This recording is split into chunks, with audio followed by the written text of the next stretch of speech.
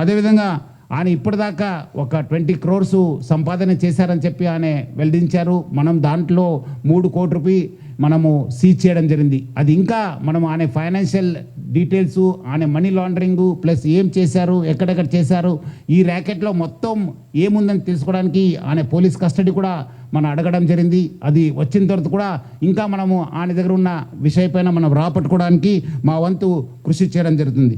మొత్తం ఈ కేసెస్ పైన కూడా, ఎందుకంటే ఇది ఇంటర్నేషనల్ లింక్స్ ఉంది, ఇంటర్నేషనల్ నుంచి అక్కడ వేరే దగ్గర నుంచి కూడా ఆయన ఆపరేట్ చేయడం జరుగుతుంది.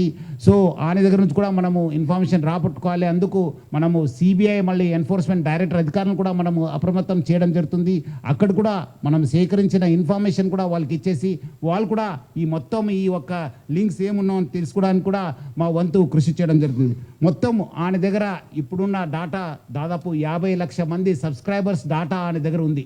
అంటే మీకు తెలిసి ఉంటుంది, డాటా ఈజ్ పవర్ఫుల్. ఈ ఒక్క ఆధునిక యుగంలో, మోడర్న్ టెక్నాలజీలో డాటా ఈజ్ పవర్ఫుల్. ఎవరి దగ్గర డాటా ఉంటుంది వాళ్ళు చాలా పవర్ఫుల్ ఉంటారు. ఆ డాటా ఆయన కలెక్ట్ చేయడంతో ఆయన అన్నీ కూడా సైబర్ క్రైమ్స్కి లేదంటే ఏదో ఒక క్రైమ్కి అది గురి అయ్యే అవకాశం ఎక్కువ ఉంది. ఎందుకంటే piracy it self is illegal. ఎందుకంటే పైరసీ అనేది ఇల్లీగల్. ఎవరు కూడా ఈ పైరసీ మూవీస్ ప్రమోట్ చేయడం కానీ చూడడం కానీ కూడా ఇల్లీగల్. సో చాలామంది ఏదో రకరకాలు అనుకుంటారు, ఏదో మనం చూస్తున్నాను కాదని చెప్పి. బట్ లేదు, వెనక ఒక పెద్ద ర్యాకెట్ ఉందని చెప్పి ప్రజలందరూ కూడా అర్థం చేసుకోవాలి.